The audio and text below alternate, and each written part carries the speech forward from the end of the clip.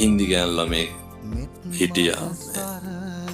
මේ කියනවා මේ සේරම පෙරලාගෙන පන්තියට ආවා 9:00 විතර. මේ මිත්තා මම හුවා මොකද ඔය කලබලේ කියලා. ෆෝන් එක පෙන්නනවා මේ මං හිතුවේ දෙසුත් උසලා පොළවේ ගහයි කියලා. බලනකොට මේ මට පෙන්නලා කියනවා බලන්න කියලා. තාම ෆෝන් එක ඔන් කරලා නැහැ.